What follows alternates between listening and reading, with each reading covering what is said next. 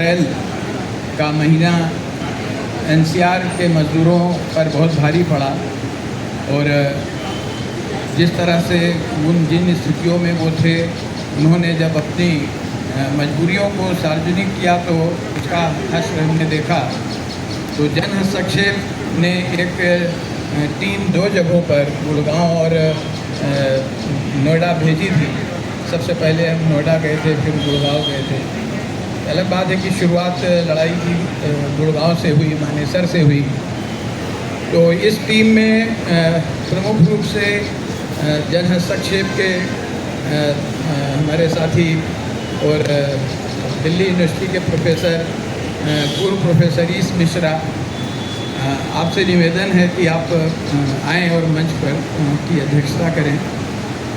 आप team member भी थे और दूसरे पर सुप्रीम कोर्ट के सीनियर एडवोकेट एस नेहरा साहब टीम मेंबर थे। आपसे अनुरोध है कि आप भी मंच पर आएँ। तीसरे हमारे मेंबर थे अशोक शर्मा जी, वो रिटायर्ड IFS अधिकारी रहे हैं और अब मानवाधिकारवादी संगठन में काम करते हैं। आप भी मंच पर आइए। और सिद्धार्थ जन हस्तक्षेप के से जुड़े और मानवाधिकारवादी कार्यकर्ता सिद्धार्थ और टीवी जर्नलिस्ट हैदर नकवी साहब, आपसे अनुरोध है कि आप भी मंच पर आएँ। क्या पीछे आवाज़ नहीं जा रही है क्या?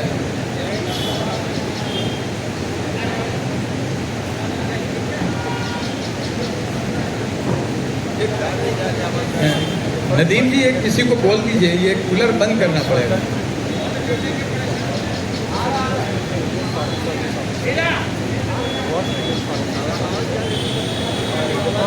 आवाज़ जा रही है।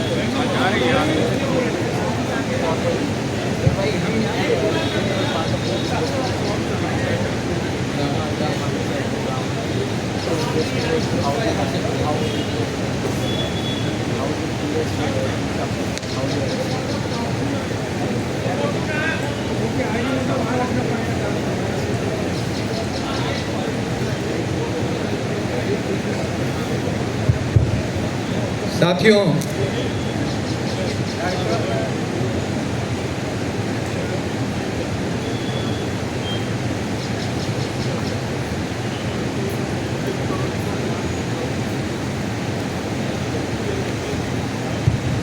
हेलो जी।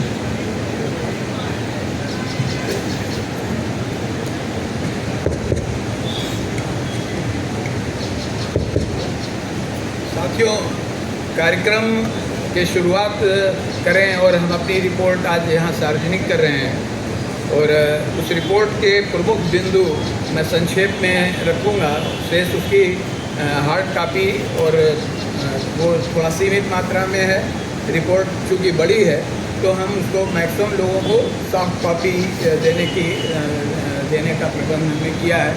साथियों से निवेदन है कि वो अपना ईमेल एड्रेस जो अभी पेपर पर करके दे देंगे तो उनको ही हार्ड कापी मिल जाएगी।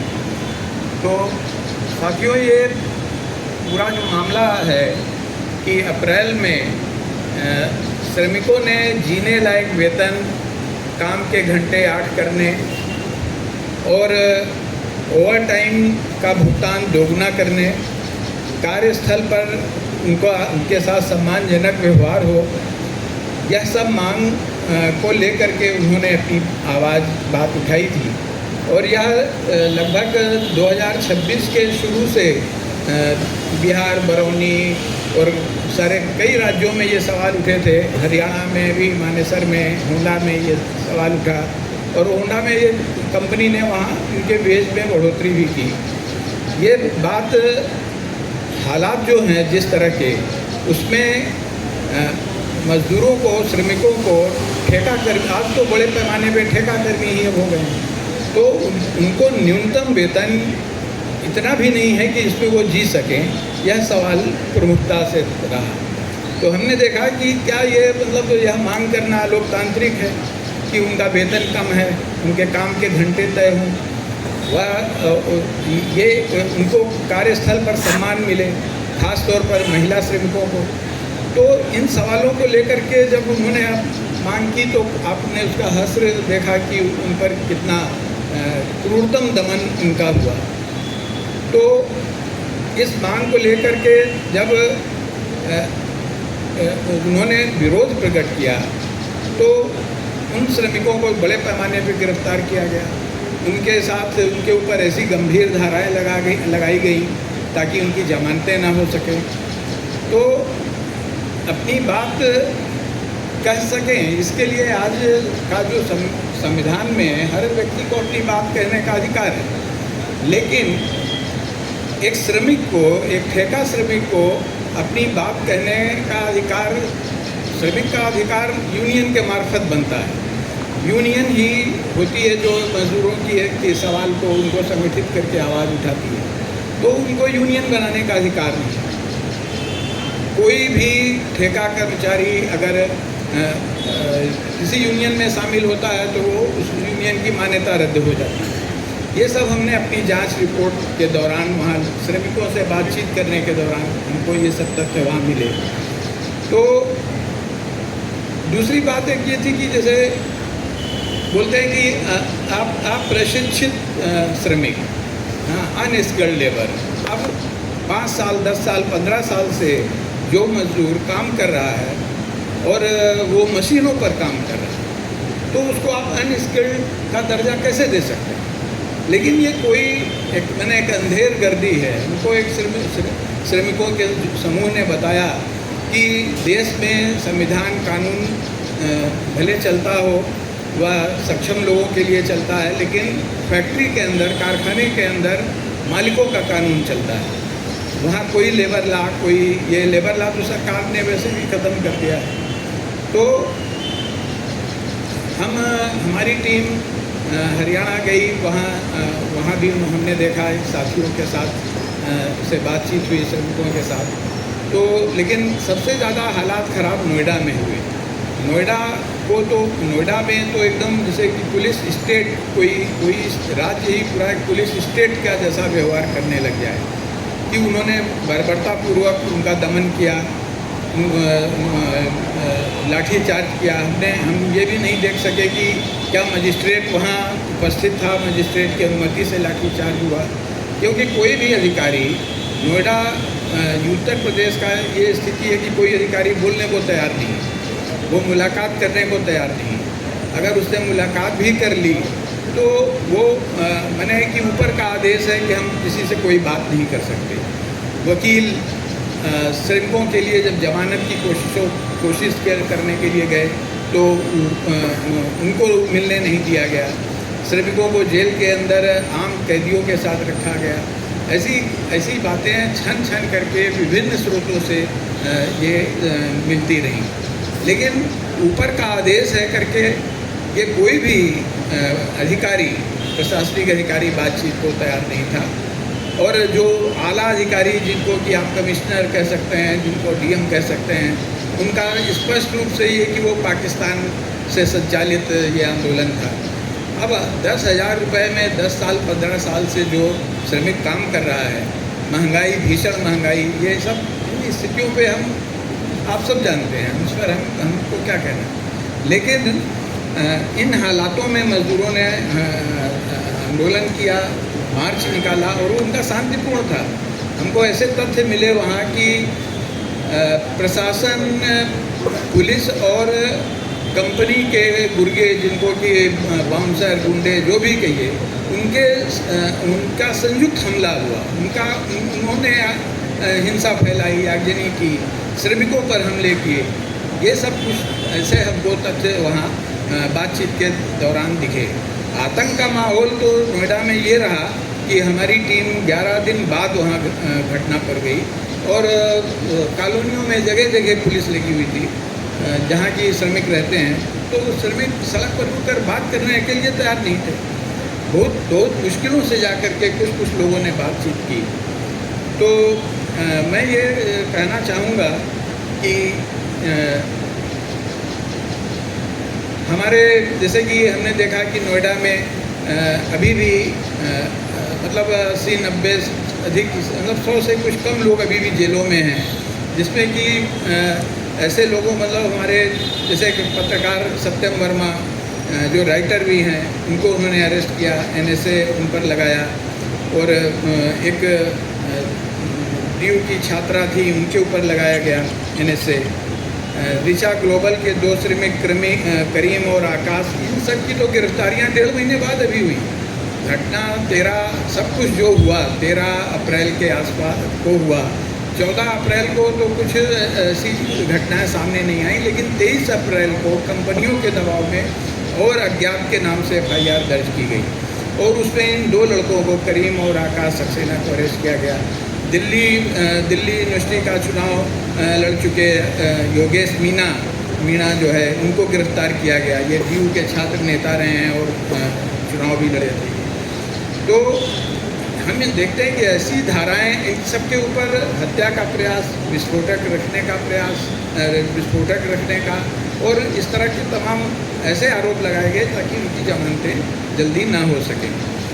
एक बात और हमने गौर की, जो कि ये रिपोर्ट बाद में भी उस पर हम लोग पता करते रहे, कि ये देखा गया कि जो श्रमिक खास तौर पे ये नोएडा में जो पुलिस के आतंक से डर के गाँवों में अपने लौट गए, भाग गए, वो बड़ी संख्या में लोग लौटे नहीं। और जो लौटे हैं तो जिस कंपनी में वो नौकरी करते थे वहाँ उनको पुनः काम नहीं मिला। तो ये चिंता का विषय ये भी है। और यह सब मैंने जो दिखाता है कि जो RSS भाजपा की सरकार जब से आई है सत्ता में, उसने श्रमिकों को और ठेका श्रमिकों को, गिग वर्कर्स को इन स्थितियों में डाल दिया है कि जैसे वो एकदम सस्ते श्रम की एक भीड़ के तौर पे, उनका कोई अधिकार नहीं, उनका कोई जीवन स्तर नहीं, जीवन का कोई वैल्यू नहीं, उनको इस स्थिति में डाल दिया गया। तो हम चाहेंगे कि इस पर यह सभा विचार करे। और इस रिपोर्ट में हमने बहुत सारी तथ्यों को तो रखा ही है। सबसे पहले मैं टीम के प्रमुख मेंबर रहे प्रोफेसर एडवोकेट नेहरा साहब से कहूँगा कि वह कुछ उसके लीगल पहलू को उजागर करें जो उन्होंने देखा।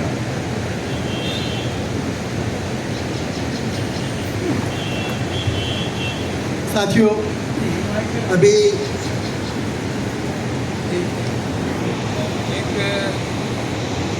एक मैं भूल गया कि नहीं, सिद्धार्थ का नाम मैंने लिया था।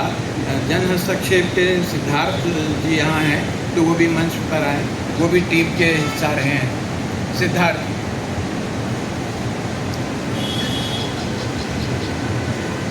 साथियों, अभी मोटे तौर पर हमारे साथी अनिल दुबे जी ने आपको बताया कि किस तरीके से श्रमिकों के खिलाफ बर्बरता के साथ मिलके मालिकों ने, पुलिस ने, प्रशासन ने किस तरीके से बर्बरता की और किस तरीके से अन्याय किया। हमारा जितनी चीज़ें उन्होंने बताई, उसके अलावा मैं बताना चाहता हूँ कि कानून का जो लोग कभी भी किसी को अरेस्ट किया जाता है तो सबसे पहले उसको अरेस्ट करने का, गिरफ़्तार करने का कारण बताया जाना कि क्या ग्राउंड है उसकी अरेस्ट का, वो दिया जाना चाहिए। ये फैसला जो है ये इसलिए है कि जो संविधान है भारत का, उसका अनुच्छेद 22 है, उसमें लिखा हुआ है कि जब आप किसी को गिरफ़्तार करेंगे तो उसको तुरंत जो है कारण बताया जाएगा। और इसका एक के बाद एक मधुमेह का 1968 से लेकर के और 2025-26 तक लगातार जो सुप्रीम कोर्ट ये हेड करता आ रहा है, ठहराता आ रहा है कि जब भी कोई गिरफ़्तार होगा उसको तुरंत जो है कारण बताए जाएंगे लिख करके। यहाँ पर जो है इस तरीके का काम नहीं हुआ। पुलिस ने उनको कारण नहीं बताए। उनके परिवार वालों को जब गिरफ्तारी हुई, उनकी सूचना उनके परिवार वालों को, दोस्तों को नहीं दी गई, उनको वकीलों से नहीं मिलने दिया गया, उनको जेल में जो है उनके परिवार वालों को मिलने में जो है परेशानी हुई, नहीं मिलने दिया गया। और जो लोग अभी बताया गया कि बहुत सारे लोग उस डर के मारे भाग गए। और दूसरा कारण भागने का ये भी था कि यहाँ पर अभी जो है जब ईरान का और ये जो युद्ध चला, इसमें LPG की और उसका संकट पैदा हुआ, उसकी वजह से भी जो लोग यहाँ से गए थे वो वापस नहीं आ पाए। हमने नोएडा में देखा, यहाँ सब जगह कह रहे हैं कि एलपीजी पर होता है, खाना बन रहा है गैस पर, कि वहाँ पर जो है बहुत सारी महिलाएं जो है कई जगह पर चूल्हे पर जो है लकड़ी पर से खाना बनाने का काम वहाँ कर रही थी। ये हमने वहाँ पाया उसमें। तो इसलिए जो बर्बरता हुई उसके लिए हमारी मांग ये है कि जितने लोग गिरफ़्तार हुए हैं उन सबको गिरफ़्तारी से जो है मुक्त किया जाए और उनके ऊपर से मुकदमों को वापस लिया जाए। नंबर 1 मांग हमारी ये है। इस मामले की न्यायिक जांच हो, जुडिशल इंक्वायरी हो। ये केवल उत्तर प्रदेश नहीं, ये हरियाणा में भी इसकी जुडिशल इंक्वायरी हो, और जहाँ जहाँ इस तरीके से लोग गिरफ़्तार हुए हैं वहाँ पर जो है इसकी जुडिशल इंक्वायरी होनी चाहिए कि क्या हुआ। केंद्र सरकार जो है न्यूनतम वेतन जो है और राज्य सरकारें ये निर्धारित करें, सुनिश्चित करें कि उन सब लोगों को न्यूनतम वेतन मिल रहा है या नहीं मिल रहा है, और जहाँ न्यूनतम वेतन नहीं मिल रहा है तो जो कार्रवाई एम्प्लॉयर के खिलाफ, नियोक्ता के खिलाफ, जो मालिक हैं उनके खिलाफ होनी चाहिए, उसको सुनिश्चित किया जाना चाहिए। जैसे इसके अलावा जो है पुलिस जो है आगे से ये ध्यान रखे, और इसमें जिम्मेदारी जो है जो हमारे मजदूर संगठन हैं और जो हम जैसे साथी हैं उनको और ज़्यादा ताकत के साथ में और ज़्यादा संख्या में तुरंत जो है सक्रिय होने की आवश्यकता है। इस बार लगता है कि हमको कुछ देरी हुई और हम उसमें उस देर से जो हमारी कार्रवाई शुरू हो पाई। इसलिए हमको तैयार रहना चाहिए, जब भी इस तरीके की घटना हो, इस तरीके की परेशानी हो, तो किस तरीके से ज़्यादा से ज़्यादा लोगों को उससे जो है राहत मिले और उनको जो है छुटकारा मिले उससे जो है। इसी तरीके से जो लोग अभी भी बंद हैं और जिन लोगों के खिलाफ नहीं थे केस, उनके केस वापस लिए जाएं, और जिनको ज़्यादा दिन तक भी रखा गया है उनके खिलाफ जो है उनको मुआवजा भी दिया जाना चाहिए। ये मसला ऐसे नहीं है कि आप किसी को गिरफ्तार कर दीजिए और 5 साल तक बंद रहे आदमी, 6 महीने तक बंद रहे, 2 साल तक बंद रहे, और उसके बाद में जो है वो मुक्त हो गया, तो कैसे होगा? उसका हर्जाना कौन देगा? उसकी जो लिबर्टी थी, उसके परिवार वालों को जो परेशानी हुई, उसको जो परेशानी हुई समाज में, उसकी जिम्मेदारी किसकी है? ये जो है इसका निर्धारण होना चाहिए। तो इसलिए जो पॉलिटिकल लोग हैं और जो ट्रेड यूनियन हैं उन दोनों की जिम्मेदारी है। अभी परेशानी इसीलिए हुई, पहले जो है मधुलिमा ने अपने केस को खुद लड़ा, जो अभी बताया मैंने जो है आर्टिकल, उसमें जो है आपका जो है ग्राउंड्स के मामले पर जो है ये अभी तक जो है हो रहा है। अभी Vihan Kumar versus State of Haryana में भी यही हुआ कि ग्राउंड बताना जो है आवश्यक है। उसी तरीके से कोई किसी भी एक्ट में आप बंद कर दीजिए, कोई भी सख्त से सख्त एक्ट को, लेकिन उसको जो है कानूनी अधिकार से वंचित नहीं कर सकते। ये राम मनोहर लोहिया के केस में भी हुआ, और अभी भी कई केसेस में सुप्रीम कोर्ट ने कहा है कि कोई कितना भी सख्त होगा, ये केजरीवाल और इन लोगों के उसमें भी आया, राम मनोहर लोहिया का, इनके केसेस का जो है रेफरेंस दिया गया है। तो इसलिए साथियों, हम लोगों की जिम्मेदारी जो है उसमें बढ़ती है, और हमारी ये मांग जो मैंने आपको बता दी कि जो लोग गिरफ्तार हुए हैं उनको तत्काल रिहा किया जाए, उनके सभी केस वापस लिए जाएँ, जुडिशल इंक्वायरी कराई जाए, और बाकी जो है मैं भी हमारे जो दूसरे साथी हैं वो अपनी बात रखेंगे। धन्यवाद। और अब मैं नोएडा में और श्रमिक मामलों के उत्पीड़न के मामले में जो सबसे ज़्यादा मैंने देखा कि राखी जी ने बहुत उस पर काम किया है और बहुत वो एक्टिव रही हैं, तो मैं चाहूँगा कि आप अपने अनुभव को यहाँ साझा करें। ये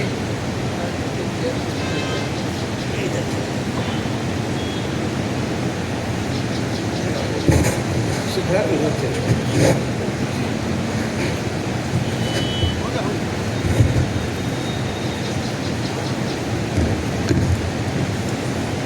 बहुत बहुत धन्यवाद। और सबसे पहले तो सबको लाल सलाम। यहाँ गर्मी बहुत है दिल्ली में, लेकिन आप सब यहाँ आए। जैसा कि साथियों ने बताया, नोएडा में जो हुआ एक तरह से हमें, और जो चल रहा है अभी तक पूरे देश में, अभी ये थमा नहीं है। जगह जगह पर जो है मजदूर निडर होके बाहर सड़क पे आए हुए हैं। दमन का दौर चल रहा है, लेकिन वो फिर भी प्रोटेस्ट में लगे हुए हैं। इसको कैसे समझना है उस पर मैं आती हूँ।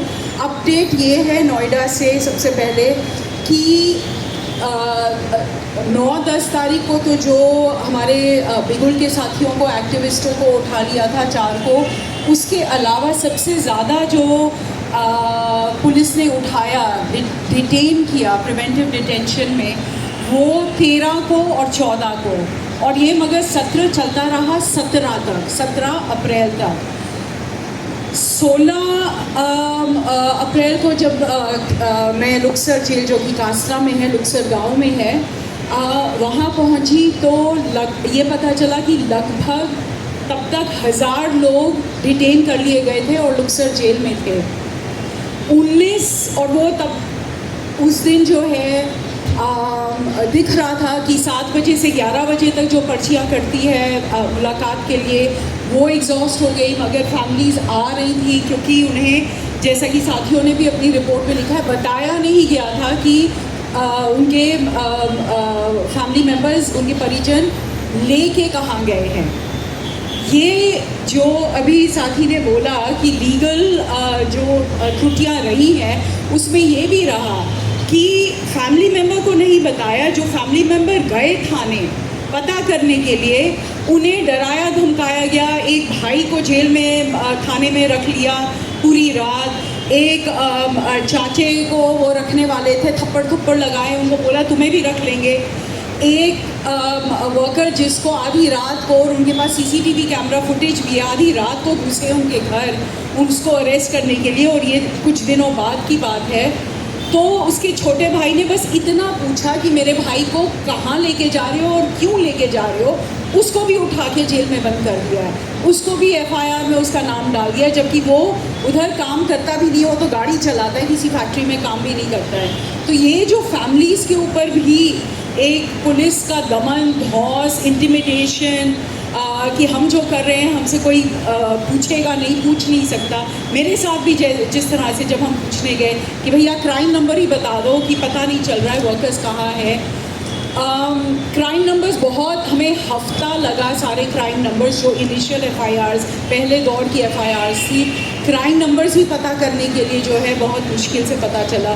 कई बार थाने जाना पड़ा, फ़ोन करना पड़ा ये पूछने के लिए कि ये बंदा या बंदी आपके इलाके से उठाया गया है, क्राइम नंबर बता दो, ताकि हम जाके रिमांड ऑर्डर और एफआईआर तो निकालें और देखें कि वो हैं कहाँ और पेश हो रहे हैं कि नहीं। जैसे अभी वकील साहब ने बताया कि रिमांड के टाइम ना फैमिली मेम्बर प्रेजेंट थे और ना लॉयर्स प्रेजेंट थे। तो ये तो हुआ ही। बाकी 19 अप्रैल तक लगभग, और मैं लगभग हर बार बोलूँगी क्योंकि आज तक यूपी सरकार और जेल अधिकारियों ने हमें प्रॉपर नंबर्स नहीं दिए हैं, ना ही लिस्ट पब्लिक की है कि कितनों को, किस को और कितनों को प्रिवेंटिव डिटेंशन में रखा था 19 तारीख तक, और उसके बाद कितनों को उन्होंने एफआईआर में उनके नाम डाले हैं। मैंने जो अनुमान लगाए हैं सारे एफआईआर्स, रिमांड शीट्स वगैरह देख के, लगभग 170 के करीब अरेस्टेड है एफआईआर्स में, रिमांड शीट्स में उनके, एफआईआर तो नहीं बोलूँगी अब, रिमांड में, क्योंकि जो ओरिजिनल एफआईआर है वही अज्ञात अन्य करके जो लिख दिया गया, उसमें से हाई कोर्ट और सेशंस कोर्ट मिला के कुछ 70-80 बेल्स मिल गई हैं, मगर अभी भी मेरे हिसाब से 90 के करीब लोग, 90 से 100 के करीब लोग जेल में हैं जिनकी बेल। और यहाँ एक और चीज़ पे ध्यान देने की ज़रूरत है कि जो बेल बॉन्ड, चलो ये सब जो फैक्ट फाइंडिंग में आप लोगों ने बताया वो तो है ही, लेकिन कोर्ट को और हमें अपनी डिमांड्स में भी ये रखना चाहिए, एक वर्किंग क्लास का बंदा जिसको आप 20,000 की सैलरी नहीं दे रहे हैं, उसको 13, 14, 15 पे अटका के रख रहे हैं, उसके परिवार से आप उम्मीद रखते हैं कि वो 40,000, 50,000 की बेल बॉन्ड भरेगा, और एक श्योरिटी नहीं, 2 श्योरिटी मांग रहे हो आप, कहाँ से लाएंगे? कई लोग क्योंकि वो प्रवासी मजदूर हैं और वो अपने गांव में अपना वोट सुनिश्चित रखना चाहते हैं, तो उनके आधार कार्ड पे गांव का एड्रेस है, यहाँ का एड्रेस नहीं है। तो जो आपने बेल का अमाउंट 30-35 हज़ार से ऊपर रख दिया तो वो वेरिफिकेशन में जाएगा। टाइम भी लगेगा और यहाँ फिर पैसे भी लग रहे हैं, और एक और स्ट्रेस, एक और चिंता फैमिलीज़ के ऊपर कि हम ज़मानती कहाँ से लाएं जो ये सारे जो कानूनी चीज़ें हैं वो पूरी कर पाएँ। उसमें टाइम लगा, लोगों को अपने ही परिवार वाले, अपने ही फैमिली मेम्बर्स, रिश्तेदार आगे नहीं आ रहे थे ये सोच के कि अब ये पुलिस के लफड़े में कौन पहुँचे। और जिनको हाई कोर्ट से बेल मिल रही है 50,000 की 2 श्योरिटी इलाहाबाद हाई कोर्ट से, तो ये अब सोचने की बात है। ऊपर से जो खर्चा हुआ है, हमने जो अनुमान लगाया 1 महीना एक मज़दूर जो जेल में रहा है, कोर्ट कचहरी का, थाने का खर्चा, वेरिफिकेशन का खर्चा, ज़मानत, ये वो, वहाँ पे जो घूस देनी पड़ी, जो आने जाने का खर्चा है, एक मज़दूर का 25 से 27,000 का खर्चा 1 महीने का। जो उसके आगे रह गए हैं और 1 महीना 2 महीना तो आप लगाते जाएं कि वो और खर्चा कितना हो रहा है। इसमें अगर फिर हम जोड़ दें कि 2-2 महीने, 1-1 महीने, 2-2 महीने का उनका वेतन, एक तो जो बंदा जेल में था उसका वेतन उस फैमिली ने खोया, और जो उसको छुड़वाने में लगा हुआ था उस फैमिली मेम्बर का भी वेतन गया। तो आप सोचिए एक बंदे की अरेस्टिंग पर, और ये ज़रूरी है क्योंकि हर बार कंपनी वाले और सरकार कहती है कंपनी की इतना नुकसान हो गया, वर्किंग क्लास का भी तो नुकसान हुआ है, उसको कौन छोड़ेगा, उसकी मांग कौन रखेगा। ये कौन होते हैं इस तरह से जो है हमारे वर्किंग क्लास मजदूरों के ऊपर इस तरह का जो है, और ये इंडिविजुअलाइज हो जाता है क्योंकि 1100 लोगों के हम नहीं जानते हैं कि कितना नुकसान हुआ है उनका, मगर ये भरपाई ना केवल जो कॉमरेड जो आपने बोला कि कॉम्पनसेशन जब वो जेल से निकलते हैं, लेकिन जिनको वो नौकरियां, जैसे आप लोगों ने बताया अपनी फैक्ट फाइंडिंग में, नौकरियों पर वापस नहीं रख रहे हैं। कुछ बेचारे जिनके पास मोटरसाइकिल है या किसी से मांग के मोटरसाइकिल ले रहे हैं तो वो डिलीवरी कर रहे हैं क्योंकि किराया तो देना है, घर भी पैसा भेजना है। तो ये जो पूरा दौर है, और इसके साथ मैं एक और चीज़ जोड़ना चाहूँगी कि हमें ये सोचने की ज़रूरत है कि 2026 में जब इंडिया $5 ट्रिलियन की इकॉनमी के सपने देख रही है, तो यहाँ का मजदूर सिर्फ न्यूनतम वेतन की लड़ाई क्यों लड़ रहा है? क्यों शर्म नहीं आ रही है इस देश के सत्ताधारियों को कि आप न्यूनतम वेतन पे ही अटके हुए हैं? इसलिए हमें समझना होगा, और ये मैं कह नहीं सकती मगर किसी श्रम अधिकारी के साथ ही बात हो रही थी नोएडा में, उन्होंने भी कहा कि आप लोग समझिए कि वेतन का मुद्दा एक पॉलिटिकल मुद्दा है। 2014 में या 19 में या अभी भी अगर जितना बढ़ेगा नहीं बढ़ेगा, लागू होगा नहीं होगा, ये एक पॉलिटिकल मसला है। हमें उस नज़रिए से इसको समझना होगा। और ये जो हमला हुआ है और जिस तरह से इस केस को नोएडा में कम से कम ये एकदम दूध का दूध पानी का पानी हो गया है कि आप संगठित नहीं हो सकते, आप यूनियनाइज नहीं हो सकते, इसीलिए सारे यूनियन लीडर्स को उन्होंने हाउस अरेस्ट में रख दिया।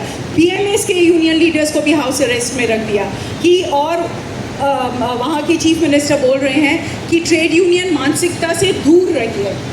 क्या संकेत दे रहे हैं आप कि यूपी जो है ease of doing business ranking में टॉप पे जाएगा और ईज़ ऑफ वर्किंग क्लास जो है बॉटम पे जाएगा?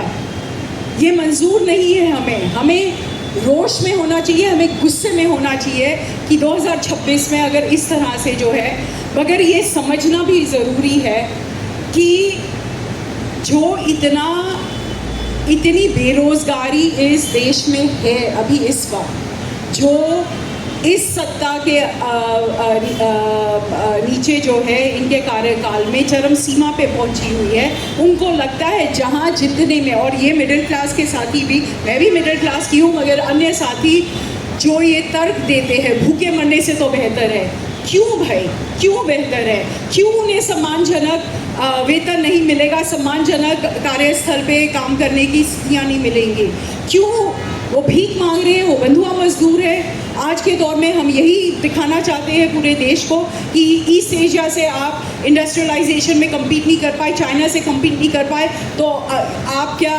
और ऐसा नहीं है जैसा एक रील में मैं देख रही थी, एक मजदूर साथी कह रहे हैं कि इनके पास अपनी फैक्ट्रियां चलाने के लिए, अपने घर चलाने के लिए, अपने बच्चों को विदेश भेजने के लिए, पढ़ाई के लिए, प्राइवेट स्कूलों में भेजने के लिए पैसे हैं, मगर मज़दूरों को पैसे देने के लिए, वेतन देने के लिए पैसे नहीं है। एक आखिरी बात और फिर मैं ख़त्म करती हूँ।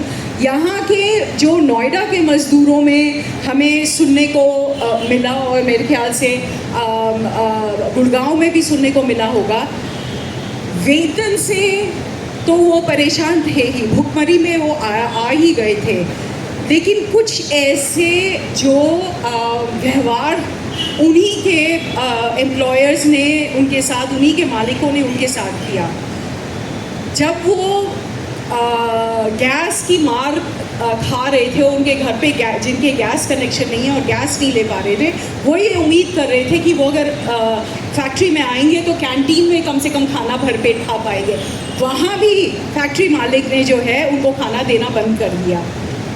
तो ये कि जब हम क्राइसिस में हैं, आप हमारी देखभाल कर रही है, हमें कहते हो कि अपनी फैमिली की तरह समझो, अपने परिवार की तरह समझो, अपना खून पसीना एक कर दो, तो जब हम संकट में हैं तो आप हमारे परिवार की तरह और बड़े की तरह हमारी देखभाल क्यों नहीं कर रहे हैं।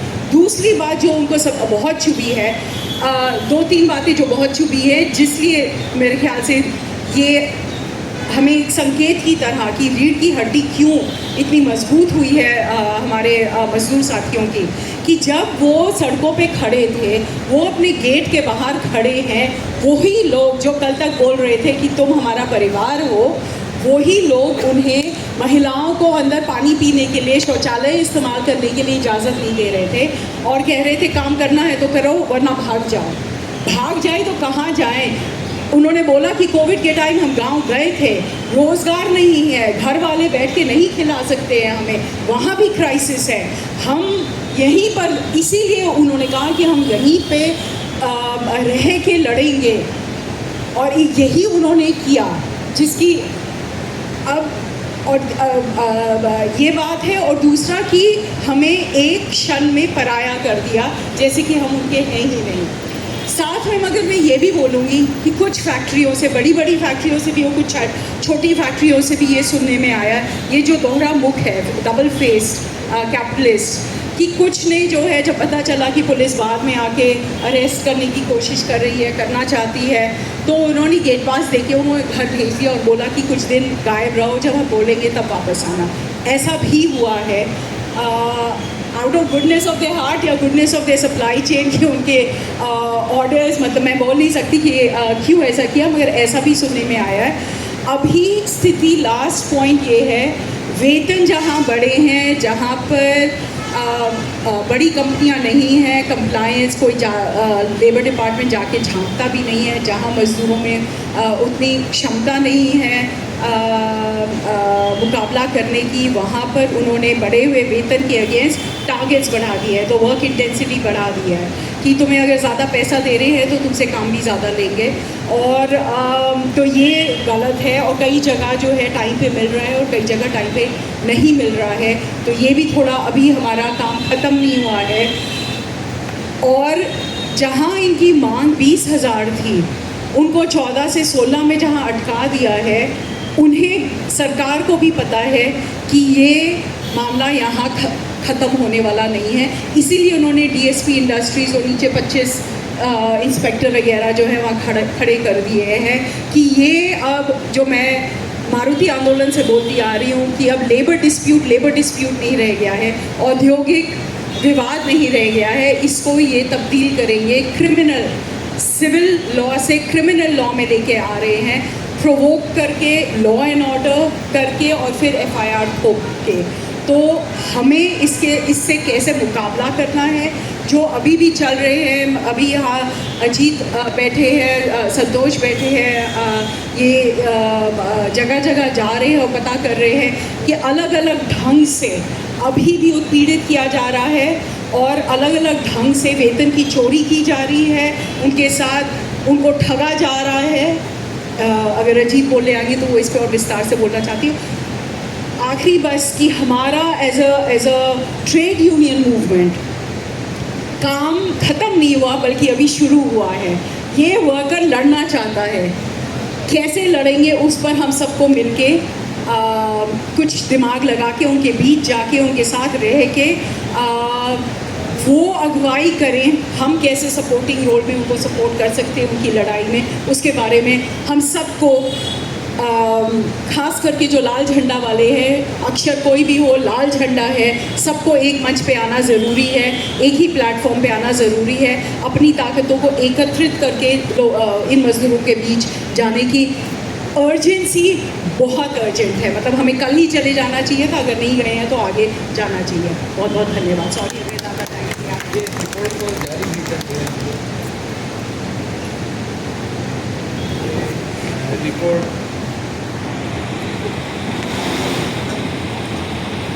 हम लोगों ने तैयार की है, जिसे आपके सामने इसे रिलीज कर रहे हैं।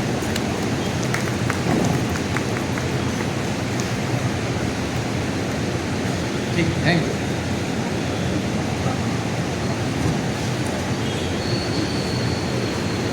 तो अब मैं कार्यक्रम को आगे बढ़ाते हुए IMK के नेता अजीत सिंह, कॉमरेड अजीत सिंह को कहूँगा कि वो मंच पर आएँ और अपने अनुभवों को साझा करें, और साथियों से यह भी अनुरोध है कि वो 5 मिनट 7 मिनट या इसी के आसपास अपनी बातचीत को पूरा करें। आइए जी।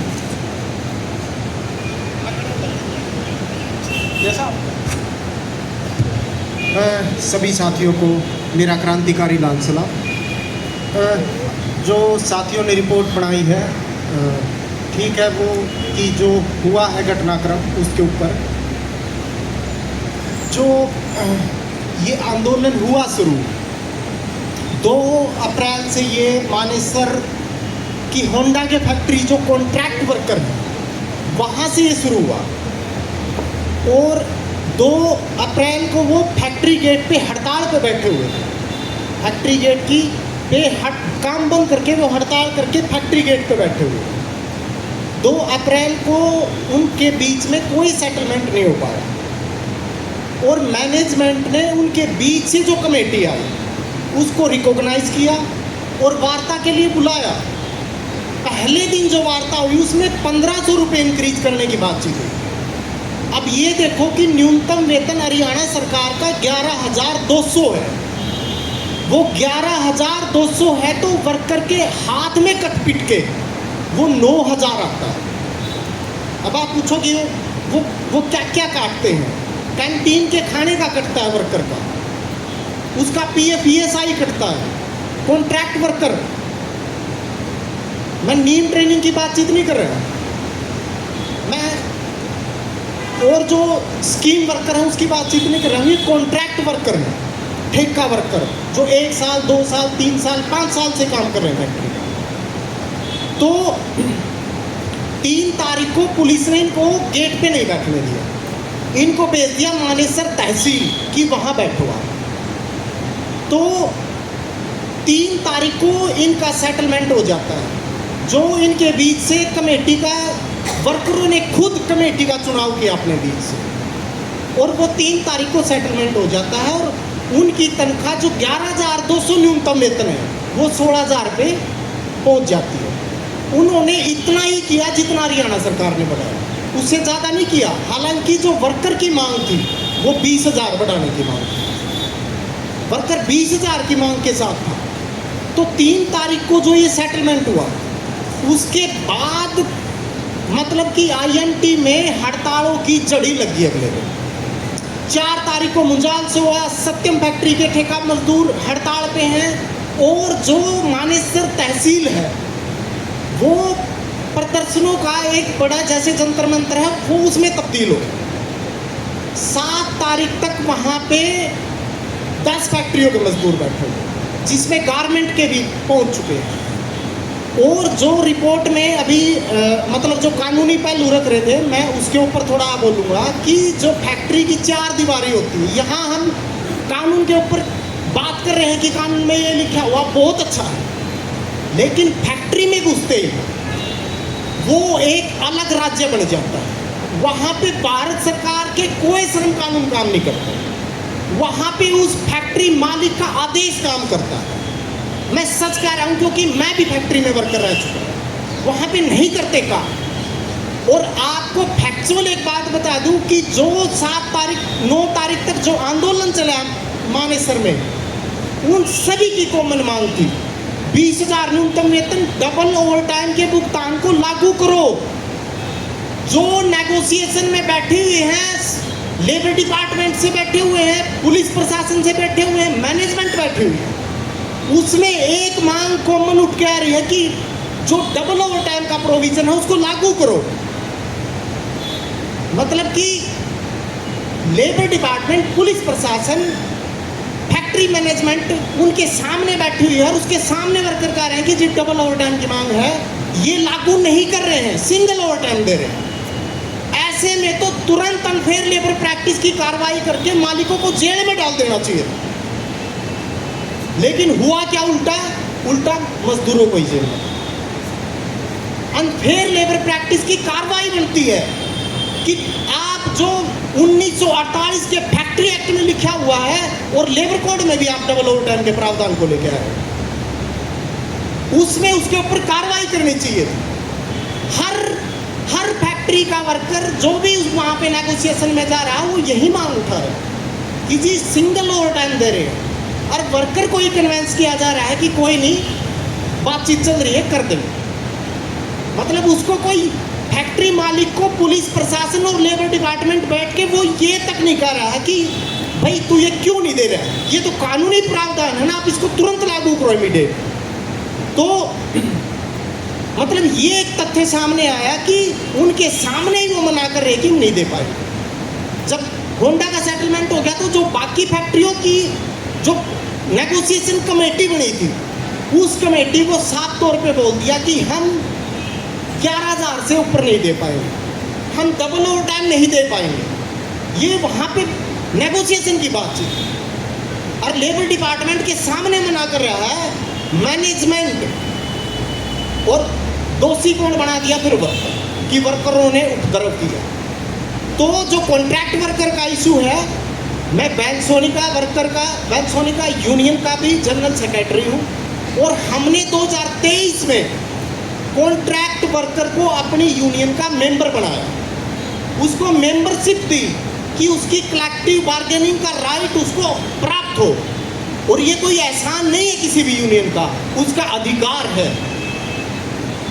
जब तक उसको ये अधिकार प्राप्त नहीं होगा तब तक वो लड़ नहीं सकता मैनेजमेंट के सामने। और अकेले की कॉन्ट्रैक्ट वर्कर एकजुट होगा, परमानेंट वर्कर एकजुट होगा, आपकी नीम ट्रेनिंग एकजुट होंगे, तो उसको एक यूनियन में संगठित करने के हम प्रयास करते हैं। लेकिन पंजीकरण ही रद्द कर दिया यूनियन का, ट्रेड यूनियन रजिस्ट्रार ने, ये बोल के कि आप ये काम नहीं कर सकते। क्यों? क्योंकि कॉन्ट्रैक्ट वर्कर बनाया इसलिए है कि वो परमानेंट से अलग हो सके, उसके कोई अधिकार नहीं है। क्यों नहीं है जी अधिकार? वो फैक्ट्री में काम करता है, उसके उतने ही अधिकार हैं जितने परमानेंट एम्प्लॉय के हैं।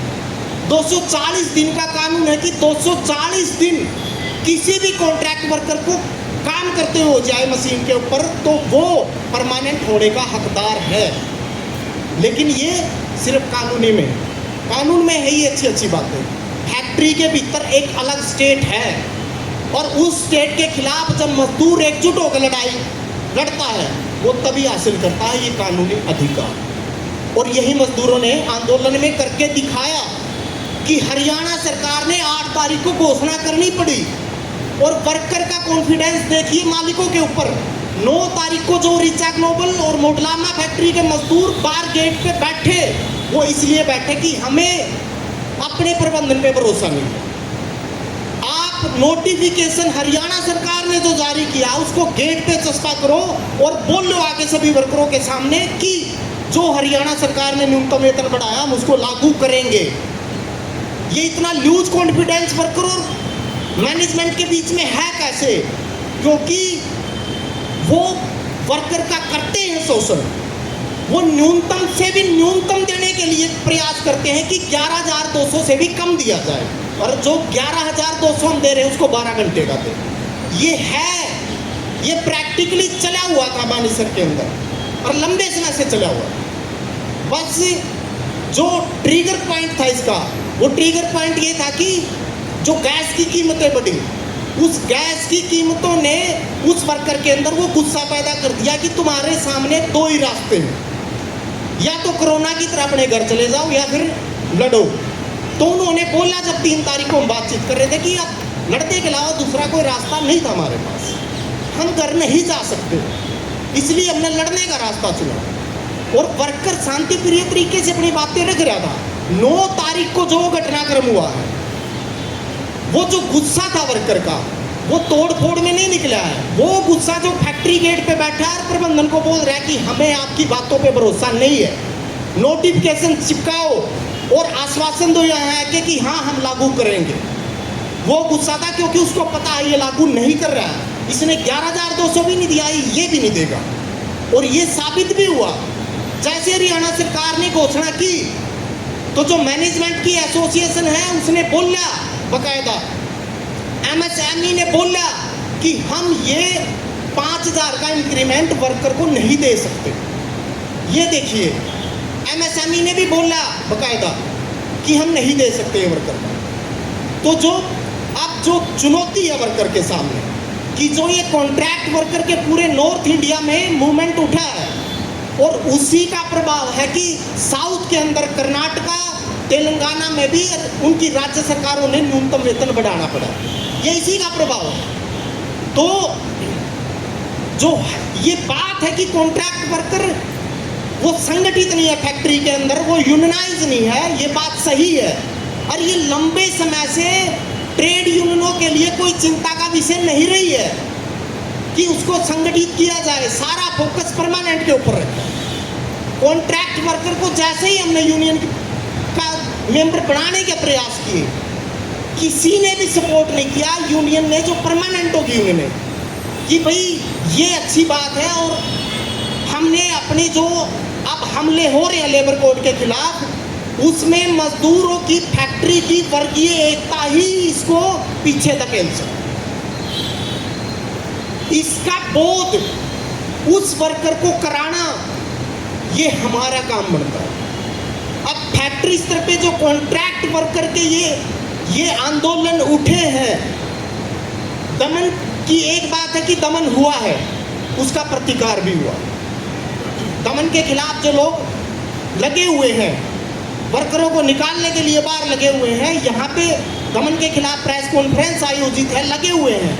लेकिन उससे भी बड़ा टास्क कि ये जो संघर्ष उठा है, मजदूर वर्ग ने पीछे हटने पे ब्रेक लगाया है। काफी चर्चाएं हो रही थी कि मजदूर कुछ नहीं सुन रहे, पर्चा बांट रहे हैं, कोई बातचीत नहीं कर रहे। जो ये ब्रेक लगाया है, अब वो पीछे हटना बंद कर दिया उसने, वो लड़ाई के मैदान में आ गया और उसने दस्तक दी है। और कम्युनिस्ट घोषणा पत्र में जो मार्क्स ने बड़े पहले समय लिखा हुआ था कि शासक वर्ग को मजदूर वर्ग के भय से कांपने दो, उसने कपाया उसको, उसने दिखाया है। और वो जो रिएक्शन है स्टेट का कि वो मजदूरों को भय और आतंकित करना चाह रहा, दिखा रहा है, लेकिन उसके बावजूद भी हड़तालें हुई हैं। गिरफ्तारियों के बावजूद भी मजदूरों ने हड़तालें की हैं। मानेसर के अंदर आज भी एक फैक्ट्री यूनियन का धरना लगा हुआ है, क्योंकि उसके सामने लड़ने के अलावा दूसरा कोई विकल्प मौजूद नहीं है। तो इसको समझना होगा कि जो ये चैलेंज है कि ये वर्ग संघर्ष किस ओर इशारा कर रहा है, हम इसको वर्ग संघर्ष का अंग मानते हैं या नहीं मानते, या केवल इसको आर्थिक संघर्ष के तौर पर देखते हैं, इसको हमने समझना पड़ेगा। और ये किस ओर इशारा कर रहा है कि मजदूर वर्ग ने जब एक वर्ग के तौर पे दस्तक दी है तो शासक वर्ग डरा है, उसने बढ़ाई है 20% उसने यूपी में बढ़ाना पड़ा, उसके बावजूद भी, दमन के बावजूद भी, उत्तराखंड में भी बढ़ाना पड़ा, तेलंगाना में भी बढ़ाना पड़ा।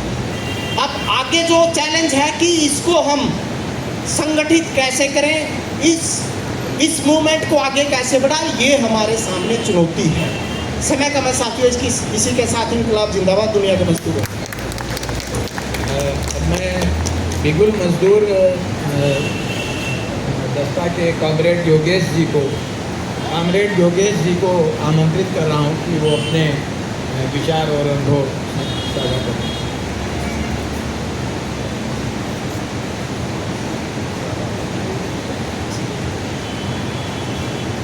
सबसे पहले यहाँ आए सभी साथियों को क्रांतिकारी सलाम। मैं योगेश मजदूर विगुल से।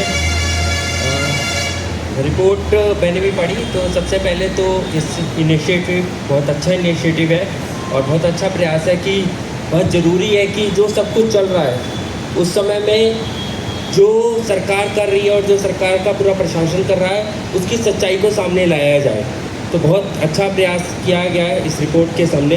ज़रूरी है कि वहाँ पर जो मज़दूरों का जिस तरह से दमन हो रहा था या मज़दूरों के लिए जो लड़ने वाले लोग थे, कार्यकर्ता थे, उनको जिस तरह से गिरफ्तार किया जा रहा है और कानून का और संविधान की जो धज्जियाँ उड़ाई जा रही है उस सच्चाई को सामने लाना बहुत ज़रूरी था। तो वो इस रिपोर्ट में आया है। और जो कई चीज़ें ऐसा लगा कि जैसे अभी नाबालिग बच्चे को भी गिरफ्तार किया गया था और वो तो उसका भी अगर जिक्र होता तो अच्छा रहता है इस रिपोर्ट में। देखिए, आप जानते हैं कि जो हमारी टीम के हमारे साथियों को जिस तरह से गिरफ्तार किया गया और लगातार उनको जिस तरह से प्रताड़ित किया गया, वो पूरा उसके अंदर जिस तरह से कानून की उन्होंने धज्जियाँ उड़ाई। चाहे उससे पहले जो 11 अप्रैल को पहली बार जब हमारे 4 साथियों को रुपेश, आकृति, मनीषा, सृष्टि को गिरफ्तार किया 11 अप्रैल को मेट्रो से, उसके बाद उन्होंने उस समय ना महिला पुलिस थी वहाँ पे जब महिला साथियों को गिरफ्तार करा, शाम को उनको गिरफ्तार किया ना महिला पुलिस थी। उसके बाद हम जा रहे हैं थाने में, वहाँ कुछ नहीं बता रहे हैं, हम अलग जगह पूछ रहे हैं, कुछ नहीं बता रहे हैं। और काफ़ी देर बाद हमें अगले दिन पता चलता है कि उन्हें गिरफ्तार कर लिया है। और हमारे जो वकील गए थे, हमारे 4 वकील भी गए थे, उन वकीलों को भी पुलिस ने उठा लिया और उनको इधर से उधर घुमाते रहे। और वहाँ कोर्ट में दे दी कि इनकी कोई आया नहीं, इसलिए इनको फिर जेल भेज दिया गया। सत्यम वर्मा को गिरफ्तार किया, जिनका इस पूरे नोएडा से तो सीधे कोई संबंध भी नहीं था, लेकिन हाँ यही कि मजदूरों के हक अधिकार के लिए जो बोल भी रहा है, जो लिख भी रहा है, यानी वो लखनऊ में रह के बस मजदूरों के इस आंदोलन का समर्थन कर रहे थे, वो यहाँ आए भी नहीं है, लेकिन बस समर्थन करने की जो सज़ा मिल रही है, तो वो इस दौर में हम जानते ही हैं कि ऐसा होना ही है। तो उनको गिरफ्तार किया गया। उनको 17 तारीख को जब गिरफ्तार किया जाता है, उसके बाद 40 घंटे तक हमें पता नहीं था उनको, बल्कि ये कहा जाता है कि उनको किसी जगह को वेरीफाई कराने के लिए पुलिस ले जा रही है। और फिर उसका 40 घंटे बाद पता चलता है कि उनको सूरजकुंड कोर्ट में पेश कर दिया गया है नोएडा के और गिरफ्तार कर लिया गया है। और फिर अब इन पर एनएसए लगा दिया गया है। इसी तरीके से 17 तारीख को ही हमारे एक साथी हिमांशु ठाकुर है, दिल्ली यूनिवर्सिटी का छात्र है, वो भी विश्वविद्यालय से प्रेसिडेंट का कैंडिडेट है, उनको गिरफ्तार किया। उसके बाद 18 तारीख को आदित्य आनंद को, हिमांशु ठाकुर को 17 को क्या 17 को ही तमिलनाडु से आदित्य आनंद को क्या, और जब आदित्य आनंद को गिरफ्तार किया तो वहाँ भी कानून का उल्लंघन है, यानी कि वहाँ मद्रास हाई कोर्ट और है, उनको कोई जानकारी वहाँ पे कोई वहाँ की लोकल पुलिस को कोई जानकारी नहीं दी गई और सीधे यहाँ लेकर आए, उन्हें वहाँ नहीं पेश किया, सीधे यूपी लेकर आए। तो कोई कानून का पालन नहीं किया। जगह हम देख रहे हैं लगातार जो रिपोर्ट में भी आ रहा है या और साथियों ने भी जो बात रखी कि यूपी पुलिस ने इस दौरान जो सब कुछ किया उसमें कहीं भी रत्ती भर कोई कानून का कोई संविधान का नहीं किया। जिसको जब मन करा गिरफ्तार किया और उसके साथ वहाँ पर हमारे साथियों के साथ भी ऐसा हुआ कि किसी के साथ उनको वहाँ पे गिरफ्तार करके मारा पीटा गया, उनके साथ जिस तरह से पुलिस कस्टडी में जो सब कुछ किया गया। और उसी के बाद फिर दिल्ली यूनिवर्सिटी में अभी हाल में ही आपको पता होगा कि हमारे एक साथी योगेश मीना है, उनको यूनिवर्सिटी के छात्र हैं, उनको गिरफ्तार किया गया और वो भी पुलिस वाले राह चलते हुए और सादी वर्दी में और गाड़ी में खींच लेते, कहते एक बार इधर आओ और बैठा लेते और फिर बैठा के कहते कुछ पूछताछ करनी है और बस वहाँ से ले जाके फिर वो सीधे नोएडा ले जाते हैं। समीर थे, उनको भी गिरफ्तार किया था लेकिन उनको छोड़ दिया था उस समय। तो ये सब देखिए जो चल रहा है, ये एक चीज़ तो साफ जाहिर करता है कि इस समय जो दमन का पाटा इस समय यूपी सरकार चला रही है और मालिकों के सामने जो झुकी हुई है, इससे मतलब कि योगी मॉडल क्या है? योगी मॉडल यही मॉडल है, योगी मॉडल है पूंजीपतियों की सेवा करो, मजदूरों को दमन करो, मजदूरों के साथ जो लड़ने वाले हैं उनको गिरफ्तार करो। और लगातार जिस तरीके से वो सोच रहे हैं कि पूरे इस मजदूर आंदोलन को, जो मजदूर आंदोलन जो शुरुआत में रिपोर्ट में भी बात आई है, ये मजदूर आंदोलन ही जो एक मजदूर जो आज बुनियादी ज़रूरतें मांग रहा है, जो बुनियादी ज़रूरतें हैं, जो वेतन बढ़ाने की मांग तो उन्होंने 20 से 25 हज़ार रुपये की थी, वो बढ़ा के उन्होंने बस 13-14 हज़ार पे रोक दी। तो ये सोचते हैं कि तो मजदूर अब चुप हो जाएंगे, ये सब दमन हो रहा है, मजदूर जाएंगे, तो ऐसा होने वाला भी नहीं है। और जो साथी लोग गिरफ्तार भी हुए हैं वो जेल में रहकर भी अपने वहाँ पर भी जो भी जिस तरह से सक्रिय हो सकते हैं सक्रिय हो रहे हैं, मजदूरों के बीच में बातचीत कर रहे हैं। उसके साथ ही हमें लगता है कि इस तरीके से लगातार इस जो भी सरकार, कितनी भी तानाशाही सरकार हो, लेकिन हमें अलग अलग प्रयास करके उसका पर्दाफाश करना चाहिए, उसके सच को सामने लाना चाहिए। और लगातार जो इस तरह की कोशिश हो रही है इसको इसी तरह की नहीं चाहिए और सबसे महत्वपूर्ण जो बात है कि आज जिस तरीके से मतलब जो भी दमन का चाहे वो और भी कोई भी साथी कहीं के भी टीम के साथी हैं, उसके खिलाफ हम लोग कह रहे हैं कि हम अलग अलग तरीके से लगातार हम लोग जंतर मंतर पे धरने करें, प्रदर्शन करें। यहाँ पर प्रेस कॉन्फ्रेंस भी हमने भी की गई, आज भी प्रेस कॉन्फ्रेंस रही है। और आने वाले समय पे ये अगर गफलत में, ये तो साफ दिख गया है कि योगी मॉडल क्या है, मोदी सरकार का मॉडल क्या है, ये पूंजीपतियों के यही इनकी है सीधे तौर पर कि ये दमन का पाटा चलाना चाहते हैं। और दमन पहले भी होते रहे, लेकिन दमन का इस बार जो दमन हुआ है वो दमन उसके अंदर जिस तरह से इन्होंने सब कुछ यानी पुराने दमनों का रिकॉर्ड तोड़ दिया और जिस तरीके से करा, एक नाबालिग बच्चा, अब सोचिए नाबालिग बच्चा 16 साल का वो बच्चा था, उसमें आधार कार्ड भी था, आधार कार्ड में 25 साल उम्र उसकी, लेकिन इन्होंने एफआईआर में 25 साल दिखा दी कि वो 25 साल है, उसे गिरफ्तार कर लिया। अभी पता चला उसे शायद बेल मिल गई है। तो ये सब चीज़ें जिस तरीके से यूपी पुलिस कर रही है, और ये वाकई जो पुलिस कर रही है वो तो सरकार के कहने पर और पूरा सिस्टम ही उसके कहने पे हो रहा है, लेकिन इस गफलत में रहना योगी सरकार को भी या मोदी सरकार को भी, क्या इसके बाद मजदूर आंदोलन रुक जाएगा, थम जाएगा, क्या मजदूर अपनी जानवरों की तरह काम करने के लिए मंजूर कर लेंगे? ऐसा नहीं होने वाला। जिस साथी लोग बता रहे हैं कि आंदोलन चल रहे हैं, लगातार चलते रहेंगे, मजदूर 13-14 हज़ार या 15 हज़ार पर दब के काम नहीं करेंगे, अपनी आवाज़ उठाते रहेंगे। और मजदूरों के पक्ष में जो बोलने वाले लोग हैं, वो चाहे उनके कुछ लोग अंदर भी चले जाएं, लेकिन जो लोग हैं वो बाहर भी लड़ाई, अंदर भी लड़ाई जारी है और अंदर बाहर भी लड़ाई जारी रहेगी। और इस तरीके से हम कहते हैं कि आने वाले समय पे और लोगों को जोड़ा जाएगा और हम इस लड़ाई को जारी रखेंगे। और साथ ही हम कहेंगे कि ये जो इस तरह की सभाएं और मीटिंग है लगातार होनी चाहिए, यहाँ पे भी होनी चाहिए, और जब भी मौका मिले मैं सड़कों पे भी उतरना चाहिए। शुक्रिया। इसके बाद मैं AIFTU न्यू के PK शाही जी से कहूँगा कि वो अपने विचार व्यक्त करें। और आने वाले वक्ताओं से अनुरोध है कि ये क्लब में हमको 6:15 बजे हर हाल में कार्यक्रम ख़त्म कर देना है, तो समय का ध्यान हम सब रख के 5-7 मिनट में अपनी बातों को रखें।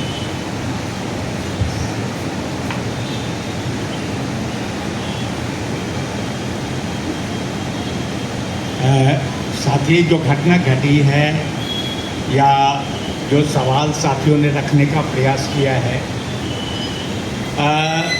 या देखेंगे कि इस घटना के पीछे जहां न्यूनतम वेतन का सवाल है, तो हम देखेंगे दिल्ली या दिल्ली के आसपास के जितने भी अनऑर्गेनाइज सेक्टर के लोग हैं, आज भी वहां पर 7,000-8,000 से ज़्यादा तनख्वाह नहीं मिलता है। जहाँ तक सवाल उठता है कि घटना के पीछे जो डीजल, जो गैस और इसका जो कीमत बढ़ा, जब एकाएक बोझ आया, रास्ता चारों तरफ से बंद था, लोग रोड पर निकले अपना विरोध प्रकट करने के लिए।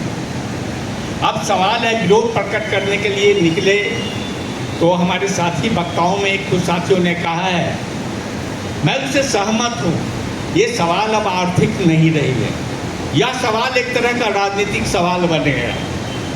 क्योंकि आज हम देखेंगे कि हम खुश हो रहे हैं, न्यूनतम वेतन जो है 14,000 कर दिया, घोषणा कर दी गई। क्या 14,000 रुपया के अंदर में किसी का कोई अपने परिवार और बच्चों को पाल सकता है क्या? हम ओवर टाइम की बात करते हैं। क्यों ओवर टाइम की बात करते हैं? हमारे देश के अंदर में, बाजार के अंदर में इतनी बेरोजगारी है, लोगों के लिए काम नहीं है। क्यों? ओवर टाइम के जगह पर नई एम्प्लॉयमेंट होनी चाहिए, यह डिमांड हमको उठाना चाहिए। न कि हमें डबल ओवर टाइम की बात करते हुए नहीं, बल्कि हमें कहना चाहिए उस जगह पर नई अपॉइंटमेंट लोगों को की जानी चाहिए, लोगों को नौकरी मिलनी चाहिए। जहाँ तक सवाल आता है न्यूनतम वेतन का, न्यूनतम वेतन क्यों? सवाल आता है कि लोग क्या जो न्यूनतम वेतन की जो पैमाना है, क्या उसके अंदर में कोई आदमी अपनी परिवार के साथ जिंदगी जी सकता है? क्या वो अपने बच्चों के भविष्य को आगे बढ़ा सकता है?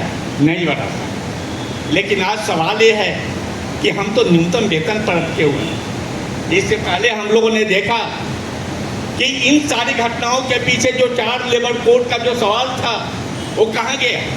ये जितनी भी घटनाएं घट रही है उसके पीछे ये 4 लेबर कोड का जो दृष्टिकोण है वो कहीं ना कहीं सीधे तौर पर काम कर रहा है। आज यह घटना लोग कह रहे हैं कि मजदूरों के ऊपर ही आ रहा है, आज देश के समाज के हर तबकों के ऊपर किसी न किसी रूप के अंदर में हमला हो रहा है। आज ज़रूरत इस बात की है कि मजदूरों के साथ देश के तमाम मध्यम वर्गीय, बुद्धिजीवी, भारत के तमाम जनवादी ताकतें इस आंदोलन के साथ जब तक नहीं खड़ा होंगे या कोई निष्कर्ष आगे नहीं निकलेगा। सवाल ये है कि हमारे यहाँ ठेका, गिग वर्कर, इस सब की बात आती है।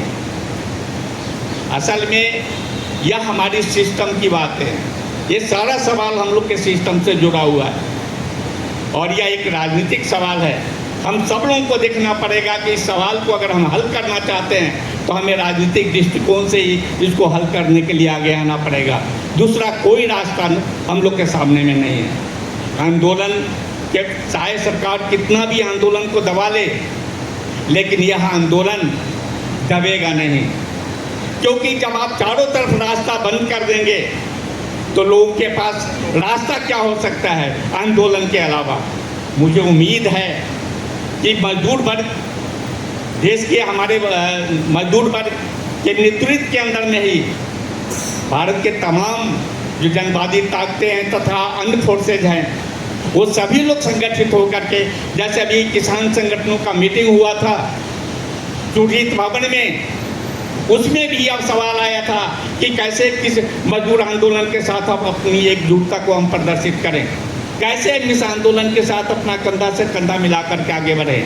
तो आज हम इस बात को देख रहे हैं कि जो घटना घटी है उस घटना के अंदर में समाज के तमाम वर्ग के जो लोग हैं, जहाँ पर दमन हो रही है, जहाँ पर अधिकारों के अंदर में कटौती हो रही है, सभी जगह एक सुगबुगाहट की स्थिति पैदा हो गया है। सब जगह लोग सुगबुगाहट के तौर पर आगे बढ़ने का प्रयास कर रहे हैं। मुझे लग रहा है कि आने वाले समय के अंदर में इससे भी जो बड़ी हमला होने की स्थिति है, उसकी पृष्ठभूमि में हम लोग को क्या करना चाहिए, उसमें मजदूर वर्ग ही नहीं होंगे, हम सभी लोग उसके अंदर में उसके गिरफ्त में आएंगे।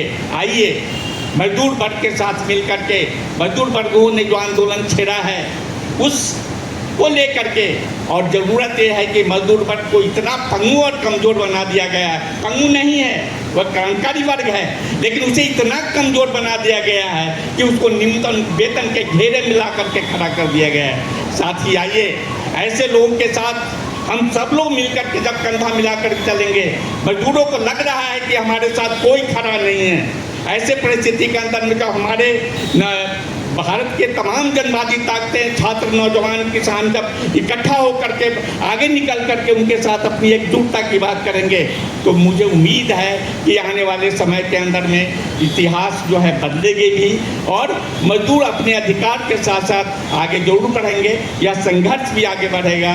इसी के साथ साथ हम अपनी बात को समाप्त करें। इसके बाद मैं इफ्टू के ये जनरल सेक्रेटरी डॉक्टर निमेश दास से कहूँगा कि वो अपना विचार दें।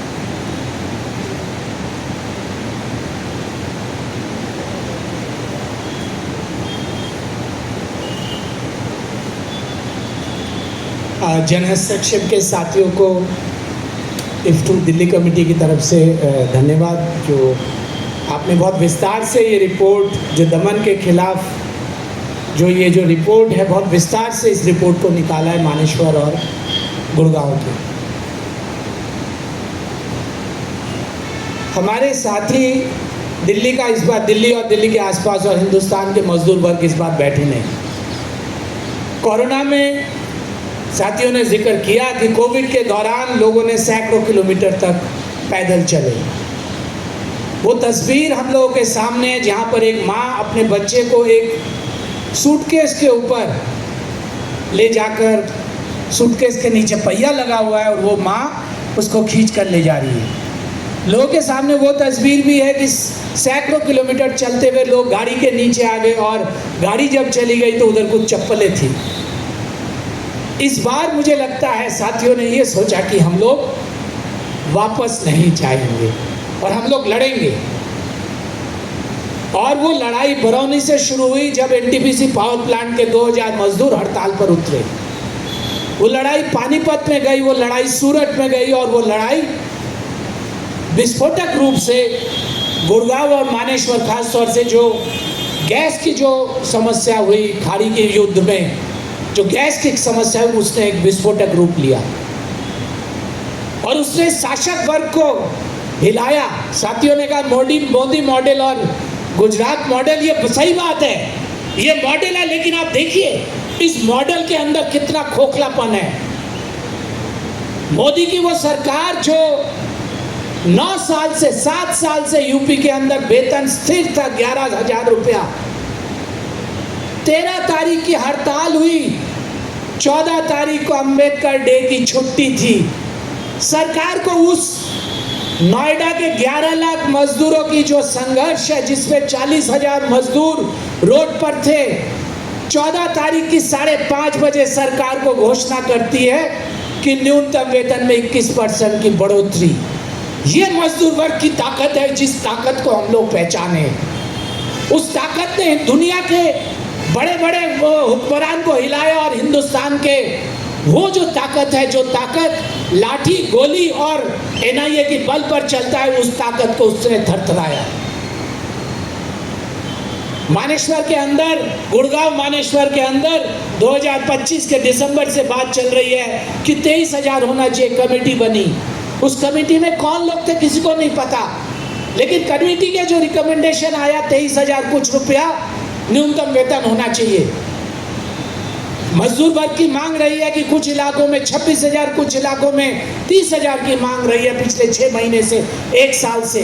संयुक्त मजदूर आंदोलन की भी ये मांग रही है। 12 फरवरी की जो हड़ताल हुई, 12 फरवरी की हड़ताल के अंदर भी ये मांग रही है 4 लेबर कोड के अलावा न्यूनतम वेतन कितना होना चाहिए। सरकार ने इसको घोषणा नहीं की, लेकिन मानेश्वर की और गुड़गांव की जो लड़ाई हुई, गुड़गांव की लड़ाई ने सरकार को घोषणा करने में मजबूर किया कि आप न्यूनतम वेतन 15,000 की घोषणा करिए। किसी भी मजदूर आंदोलन में लड़ाइयाँ होती है तो होगा, ये हमारे सामने चैलेंज है, ये मजदूर वर्ग के सामने चैलेंज है। दुनिया के एक एक कानून जो लिखा गया, श्रम कानून, एक एक श्रम कानून जो लिखा गया, एक एक शब्द जो लिखे गए, मजदूर वर्ग के खून पसीने से लिखा गया। किसी मालिक के हुक्मरान ने, किसी हुक्मरान के या उनके बाप दादाओं ने हमें नहीं लिख के दिया, हमने अपने खून पसीने से, ये इस वर्ग ने अपने खून पसीने से लिखा एक एक कानून। तो इसीलिए साथियों, लड़ाई तो होगी, क्योंकि सरकार ने जो दिया है वो मजदूर वर्ग के लिए पर्याप्त नहीं है, वो जीने लायक वेतन भी नहीं है।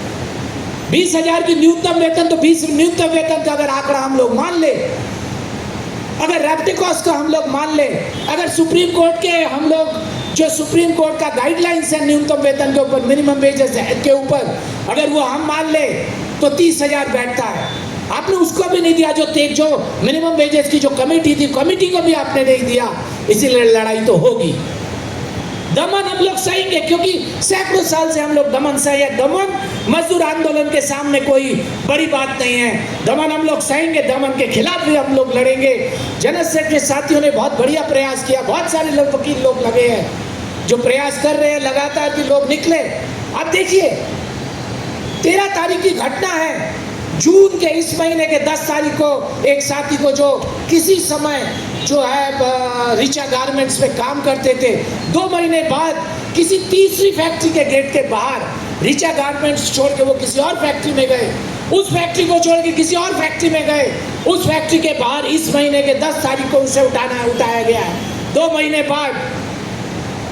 और क्या लगाया गया? Attempt to murder. साथी ने कहा कि एक तरफ की बात हो रही है, मालिकों के नुकसान की बात हो रही है, लेकिन हमारा क्या नुकसान हुआ? हमारे जो मैंडेस लॉस है, हमारे जो परिवार के अंदर जो लॉस है, उस लॉस को कौन करेंगे? इसलिए साथियों, हम समझते हैं कि जो मजदूर वर्ग के जो आंदोलन उभर के आया और वो आंदोलन फैल रहा है, उसके बाद फरीदाबाद में हुआ, प्रयागराज में हुआ। एक साथी ने कहा कि मानेश्वर में भी अभी लोग बैठे हैं। और ये सारा मजदूर वर्ग का जो लड़ाई है, ये ठेका मजदूर, कच्चा मजदूर, अनऑर्गेनाइज्ड मजदूर, इसकी लड़ाई खड़ी हो रही है। हम इस लड़ाई को स्वागत करें, हम इस लड़ाई को अपनी जो अपने ट्रेड यूनियन की जो अपनी जिम्मेदारी है, उस जिम्मेदारी को समझें। और हम समझते हैं कि आने वाले दिनों में ये लड़ाई, हिंदुस्तान के मजदूर वर्ग की लड़ाई प्रमुखता से होगी। सवाल यह कि इस लड़ाई में हम लोगों का योगदान कितना होगा, ये हम लोगों ने तय करना है, ये ट्रेड यूनियन को तय करना है। इस लड़ाई की अग्रिम पंक्ति में कौन खड़े होंगे, किसी की शय की बात नहीं है, लेकिन मजदूर वर्ग की इस लड़ाई में हम इस लड़ाई के साथ हैं और इस लड़ाई की अग्रिम पंक्ति में कौन होंगे, ये एक सवाल आज मजदूर वर्ग के सामने खड़ा है। इस चैलेंज को हमें स्वीकार करना चाहिए। सरकार ने जो चैलेंज मजदूर वर्ग को दिया है, ठेका मजदूरों को दिया है, कच्चे मजदूरों को दिया है, इस चैलेंज को हम लोग स्वीकार करना चाहिए। मैं फिर से जनरल सेक्शन के साथियों को धन्यवाद दूंगा कि आप लोगों ने बड़े विस्तार से और बड़े अच्छी तरीके से रिपोर्ट को दिया है। ये रिपोर्ट एक तरह से जो सरकार का एक प्रचार है, पाकिस्तानी एजेंट का प्रचार, किसान आंदोलन में खालिस्तानी एजेंट कहा गया था और मोदी सरकार ने उस खालिस्तानी एजेंट के सामने संसद के अंदर कहा कि इनको समझने में मेरी बड़ी भूल हुई। योगी सरकार ने इसको पाकिस्तानी एजेंट को कहा और 1.5 दिन के अंदर आपने पाकिस्तानी एजेंट, आपने तनख्वाह क्यों बढ़ाई? क्या अगर पाकिस्तानी एजेंट ही थे सारे लोग तो आपने तनख्वाह क्यों बढ़ाई? 1.5 दिन के अंदर आपने जो 21% की बढ़ोतरी दी। तो साथियों, ये प्रचार चलेगा। इस प्रचार से हमें हिंदुस्तान का जो मजदूर वर्ग है, एक बड़ा तबका इस प्रचार को समझ रहा है और इस प्रचार के खिलाफ हमारी लड़ाई है। सभी साथियों को इनकलाब जिंदाबाद। बाद में मजदूर एकता कमेटी के कॉमरेड संतोष जी को आमंत्रित करूंगा कि वो अपने विचार व्यक्त करें। संतोष जी।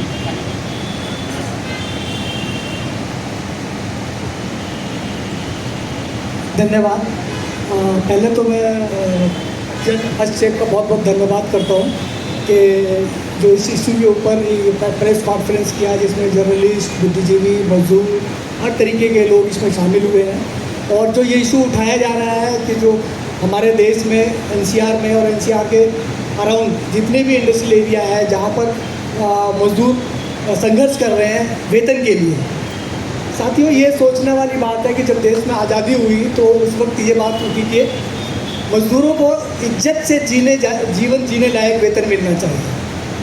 तो इज्जत से जीवन जीने के लिए हमारे देश के कानून और सिस्टम तैयार नहीं था। ना तो इज्जत से जीवन जीने लायक वेतन देने के लिए था और ना ही वो वेलफेयर वेजन था कि ठीक ठाक वेतन दिया जाए कि जिसमें मजदूर सर्वाइव कर सके। तो समझौता ये हुआ, तय ये हुआ कि सबको मिनिमम वेज दिया जाएगा। मिनिमम वेज का मतलब सबसे कम वेतन, सबसे न्यूनतम से न्यूनतम वेतन देने की बात की गई साथी। ये पिछले 76 सालों में आज़ादी से लेकर अगर आज तक देखें तो मिनिमम वेज की लड़ाई भी वो हाथों से सीधे सीधे निकलती जा रही है, जाती जा रही है। और मजदूर को इस कैटेगरी में लेके आ गया कि जिस मजदूर को 11-11 हज़ार, 12-12 हज़ार में, दिल्ली में बात करें तो 18 हज़ार जो न्यूनतम वेतन तय किया गया है। लेकिन मिलता कितना है दिल्ली के शहर में? दिल्ली में 18,462 या 52 रुपये तय है, लेकिन मिलता लोगों को 11,000, 12,000। और सबसे जो दयनीय स्थिति है वो महिलाओं मजदूरों की है। उनको 8-8 हज़ार, 5-5 हज़ार, 6-6 हज़ार इस तरीके से काम करवाया जाता है। इसी तरीके से एक हम आकलन कर रहे थे कि अगर मिनिमम वेज 18,000 है और उसको मिलता 5,000, 8,000 है, तो मिनिमम अगर अप्रोक्सीमेटली आप एक एवरेज निकालेंगे दिल्ली के मजदूरों का तो करीब करीब 5,000, 6,000 हर मजदूर की जेब से काटा जाता है, नहीं दिया जाता है। और दिल्ली के 46 लाख मजदूर जो श्रम डिपार्टमेंट में लिखित तौर पर है, उनसे कम 2 अरब रुपये हर महीने लूटा जाता है। ये पूरे सिस्टम को पता है, हमारे देश के सभी मालिकों को पता है कि 2 अरब रुपए जो हर महीने दिल्ली के मजदूरों से लूटा जाता है, उसके लिए किसी भी मालिक को सज़ा नहीं हुई है। ना किसी मालिक को कानून तोड़ने के लिए किसी को भी सज़ा नहीं होती है। और मजदूर जब अपने अधिकार की बात करता है, अपने हक की बात करता है, कानूनी वेतन की बात करता है, तो उसको कोई ना कोई ब्लेड लगा के, कोई चार्ज लगा के उसको उठा के बंद कर दिया जाता है। यही हम पूरे देश में देखने को मिल रहा है, चाहे हरियाणा में देखें, गुड़गांव में देखें और दिल्ली के अंदर देखें, हर तरफ ये चलता जा रहा है, होता जा रहा है साथियों। और हर चीज़ को ये सिर्फ कॉन्ट्रैक्ट कर्मचारियों के बीच में नहीं है। अगर हम सरकारी संस्थानों की बात करें, ESI हॉस्पिटल है हमारे यहाँ ओखला में, ESI हॉस्पिटल है, उसमें जो मजदूर काम करते हैं उनको मिनिमम वेज या उनका वेतन 25,000 लिखा जाता है, 30,000 लिखा जाता है और उस पर साइन करवाया जाता है। जो दिया जाता है 12,000, 13,000 ऐसे दिया जाता है। उनके ATM कार्ड लेके रख लिए जाते हैं और ये कहा जाता है कि अगर वो उनका वेतन आने से पहले, जिस दिन वेतन उनको ट्रांसफ़र हुआ, उसी दिन वो ATM कार्ड से निकाल लिया जाता है। तो ये मतलब मजदूरों की जो स्थिति है, जब इतना कम वेतन मिलता है तो मजदूर जिएगा कैसे? मजदूर फिर उसी गंदी बस्तियों में जाने रहने के लिए मजबूर होता है। उसको वो अपने बच्चे को दूध नहीं पिला सकता है, हरी सब्जियाँ नहीं खा सकता है। इस तरीके की पूरा समस्या पूरे मजदूर वर्ग के आंदोलन के सामने, मजदूरों के सामने खड़ी हो जाती है। तो इसलिए इसका एक विकल्प ये है कि हम सब जो ट्रेड यूनियन के लोग हैं और जो मजदूर वर्ग है, इसको वर्किंग क्लास की दृष्टि से इसमें शामिल होना, वर्किंग क्लास की दृष्टि से उसको देखना है। उसमें कम वेतन कमाने वाला मजदूर की बात नहीं है, हर तरीके के वेतन, जो भी वेतन भोगी मजदूर हैं, जो श्रम करते हैं, चाहे वो मानसिक श्रम करता हो या शारीरिक श्रम करता हो, वो है मजदूर, वो लेबर क्लास का है। उन सबको मिलके इस आंदोलन को और मजबूत करना पड़ेगा और इस जो मजदूर वर्ग की इस लड़ाई को और आगे लेके जाना पड़ेगा। और वो जो वर्गीय चेतना जो आज बढ़ रही है, उसको और विस्तारित तरीके से और आगे लेके जाना पड़ेगा। इसी के साथ मैं अपनी बात को समाप्त करता हूँ। धन्यवाद साथियों। साथियों, यह प्रेस कॉन्फ्रेंस भी है, तो अगर किसी पत्रकार साथी को कोई सवाल पूछना हो तो वो पूछ सकते हैं, और नहीं तो यह सभा की कार्रवाई अध्यक्षीय भाषण के साथ फिर समाप्त की जाएगी। सर, एक सवाल है।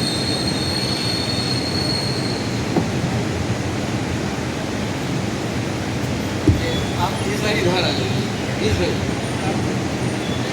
सर, एक सवाल है कि जैसे कोई मजदूर अपनी तनख्वाह बढ़ाने के लिए बात करता है और जो जॉब नहीं मिलता तो उनको पाकिस्तानी आतंकवादी क्यों बोल दिया जाता है?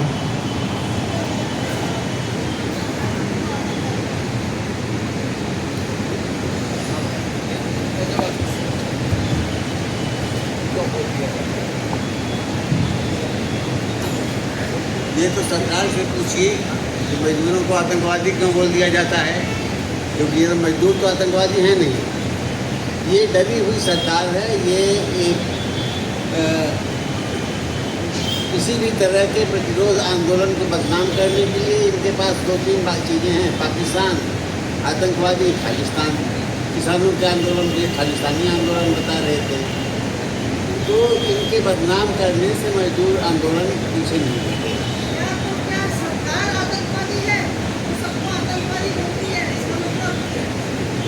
ये तो आप जानती हैं भाई। सबसे बड़ा आतंकवादी तो अमेरिकन सरकार है, और वो हर आतंकवाद का सर्टिफिकेट वो सबको दे रहा है। सारी ही सरकारें आतंकवादी हैं। सर, ये ठेका प्रथा कैसे बंद होगा? संघर्ष से ठेका प्रथा बंद हुआ था। मजदूरों के सदियों के संघर्ष से, शहादतों से ठेका प्रथा बंद हुआ था। मजदूरों ने तमाम हक जो है जीते थे, और जिनको धीरे धीरे ग्लोबलाइजेशन के बाद से ख़त्म किया जाता रहा, और दुर्भाग्य से कोई मजदूर आंदोलन नहीं हुआ। ये पहली बार है कि स्वस्फूर्त मजदूर आंदोलन हुआ है।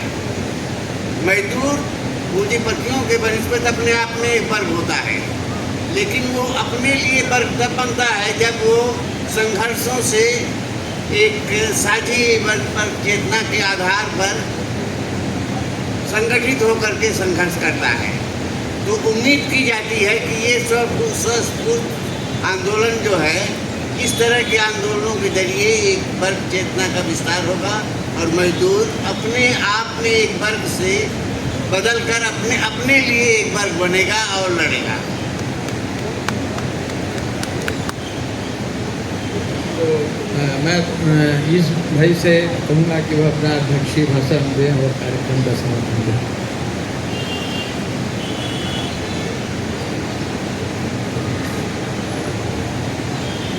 पूंजीवाद एक दोगली व्यवस्था है।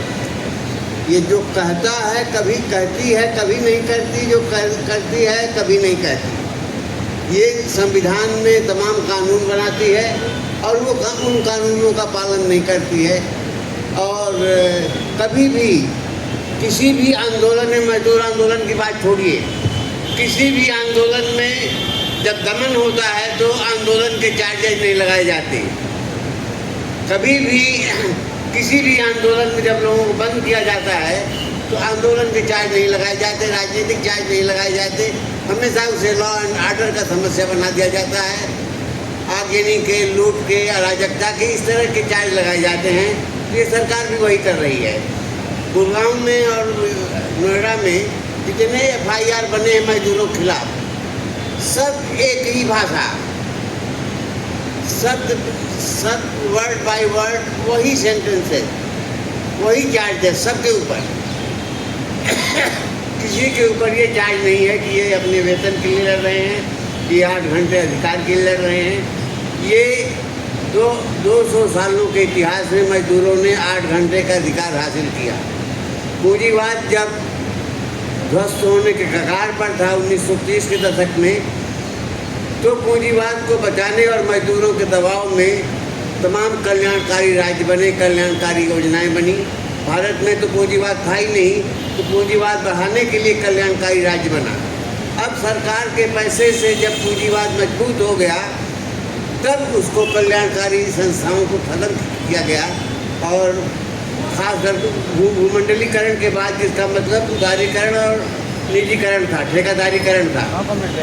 आज तो मजदूरों की फैक्ट्रियों की बात छोड़िए, विश्वविद्यालयों में सब ठेके पे मजदूर रखे जा रहे हैं। तो इसको ख़त्म करने के लिए संगठित मजदूर आंदोलन की ज़रूरत है। और हर तरह की जो भी अपनी श्रम शक्ति बेच करके रोजी कमाता है वो मजदूर है। तो हर मजदूर को एक होना पड़ेगा, चाहे वो कम मजदूरी वाला मजदूर हो, चाहे वो ज़्यादा मजदूरी वाला मजदूर हो। और अंततः यही होगा, मुझे उम्मीद है कि ये मजदूरों का आंदोलन एक अगले व्यापक आंदोलन का पथ प्रशस्त करेगा और देश में एक बड़े सर्वहारा आंदोलन का, सर्वहारा चेतना का सूत्रपात होगा, ये उम्मीद की जा रही है। चलिए, आप सबकी उपस्थिति से बहुत ये रहा और चाय का प्रबंध है, तो कृपया आप लोग चाय